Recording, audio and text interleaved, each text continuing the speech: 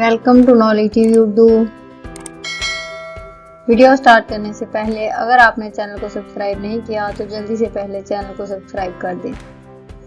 چلو video start کرتے ہیں۔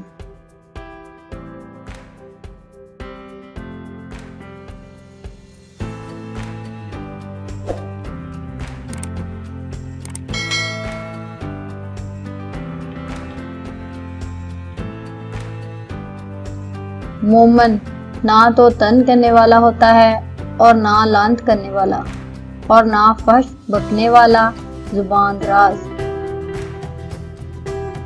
جب کسی کی عیب گیری کا خیال تیرے دل میں پیدا ہو تو اس کے اظہار سے تجھ کو تیرا یہ خیال روک دے کہ مجھ میں بھی کچھ عیوب ہیں۔ دینی امور کے اظہار میں ملامت کرنے والے کی ملامت سے نہ ڈرو۔ خدا کے بندوں میں سے بہترین بندے وہ ہیں کہ جب ان کو دیکھا جائے تو خدا یاد آ جائے۔ خدا کے بندوں میں سے بدترین بندے وہ ہیں جو ادھر ادھر کی چغلیاں لگاتے پھرتے، دوستوں میں جدائی ڈلواتے اور پاک دامن لوگوں پر تہمت لگاتے ہیں۔ حیا ایمان کی علامت ہے اور ایمان جنت کا ذریعہ ہے، اور بے حیائی گندگی ہے اور گندگی دوزخ کا موجب ہے۔ حیا سے صرف بھلائی ہی حاصل ہوتی ہے۔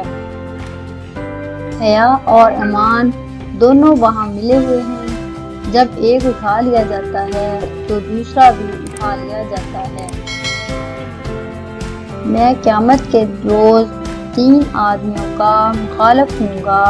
اول اس شخص کا جو میرے نام پر عہد کر کے دغا کرے، دوم اس شخص کا جو آزاد شخص کو فروخت کر کے اس کا روپیہ کھائے، سوم اس شخص کا جو مزدوروں سے پورا کام لے اور اس کی اجرت نہ دے۔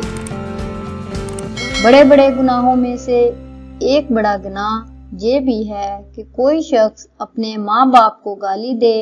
لوگوں نے عرض کیا، یا رسول اللہ، یہ کیسے ہو سکتا ہے کہ کوئی شخص اپنے ماں باپ کو گالی دے؟ حضور صلی اللہ علیہ وسلم نے فرمایا، ہاں یہ اس طرح ممکن ہے کہ دوسرے کے باپ کو کوئی گالی دے اور وہ جواب میں اس کے باپ کو گالی دے۔ جو شخص یہ چاہتا ہے کہ اس کی روزی میں کشادگی ہو اور اس کی عمر میں زیادتی ہو تو اسے چاہیے کہ وہ اپنے رشتہ داروں کے ساتھ نیک سلوک کرے۔ کسی شخص کو دین میں بصیرت زیادہ نہیں ہوتی سوائے اس کے کہ اس کے اعمال میں اعتدال اور میانہ روی نہ آ جائے۔ جو شخص خائن کی پردہ پوشی کرے وہ بھی اس کی مثل ہے۔ یہ تھی میری ویڈیو۔ اگر آپ کو پسند آئی ہو تو لائک، شیئر اور چینل کو سبسکرائب کریں۔ Thanks for watching.